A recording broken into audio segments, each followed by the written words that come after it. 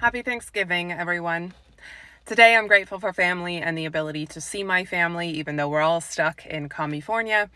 And I'm grateful for the ability to evolve and to change your mind when presented with new information. No matter what you're grateful for today or not so grateful for, I want to remind you all that there's nothing to be proud of in shunning people from your Thanksgiving holiday because they disagree with you.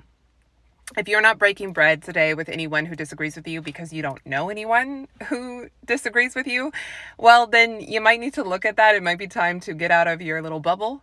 But if you're not breaking bread today with anyone who disagrees with you because you have chosen that, because you have chosen to excuse yourself from certain gatherings that you would have normally attended, or to exclude certain people that you would have normally invited, you should be ashamed of yourself.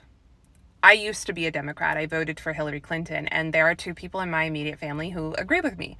And then over the course of time, I shifted and I became a Trump supporter, and there are two other people in my immediate family who agree with me now. There are 5 of us in my immediate family, and we are pretty well split.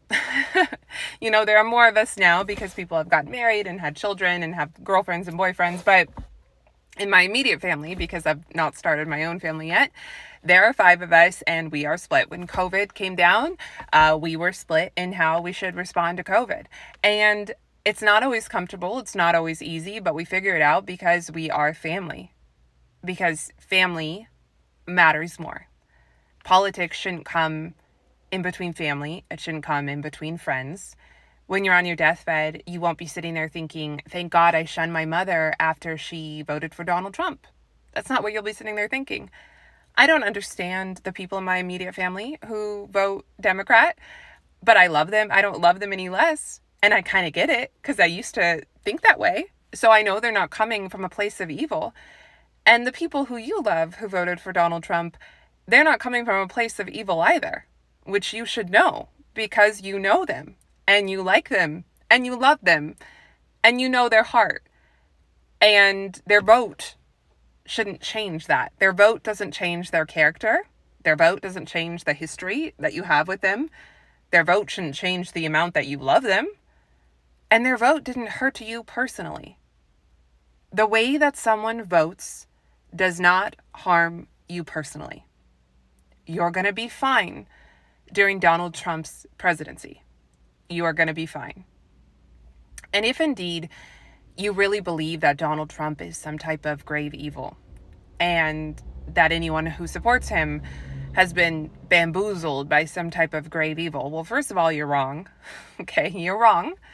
Over half of the American electorate is not evil. But second of all, if you really believed that, that would be all the more reason to keep your ties with these people, to love them through it, to love them anyway. Because that's what love is. Love is not only when you agree with me, only when you do and say and vote and behave exactly as I want you to. That's not love. Love is loving people even when it's hard. Loving people even when you don't understand. That's what love is. And you all are the ones who like to condemn Christian parents when, say, for example, they might shun children who think that they're LGBT. But you're doing the exact same thing. When someone has a lifestyle or a point of view or a vote that you disagree with, that you find distasteful, that you find abhorrent even, you should love them anyway. You should love them through it. That's the only way that you will ever, first of all, have hope of this person ever changing. Not that you are trying to change them, especially on Thanksgiving, okay? But that's the only way you'll ever have hope of this person changing. And that's also what love is. If you choose to shun people because they disagree with you, and then you pat yourself on the back thinking that you are somehow on the right side of history, hate has won, not love.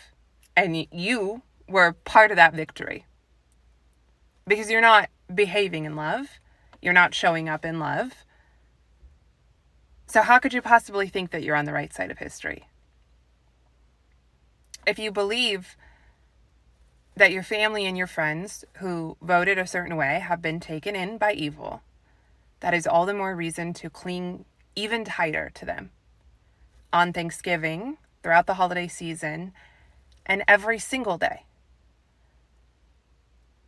There's no hope any other way. When I was a Democrat, if everyone I knew who was a Trump supporter had shunned me, well, I don't know if I ever would have changed. I don't know if I ever would have changed my mind. And I know that's what a lot of y'all would have liked, but I would have thought, well, dang, these guys are jerks. So I don't want to be over there. Don't be the jerk. Don't be the jerk. Love someone anyway. Love someone even though they disagree. And you might be surprised. You might be surprised at what happens. Nothing is set in stone. It's not over until it's over. It's not over until you take your last breath. And if you're a believer, even then it's not over. So love someone anyway and allow yourself to be surprised at what might happen. Show up in love. Because what you're doing when you say, I can't be with you, I can't love you, I can't be around you because you voted differently than me, that is not love. I hope you guys have a happy Thanksgiving, and I hope that you find a lot to be grateful for. Thanks for watching.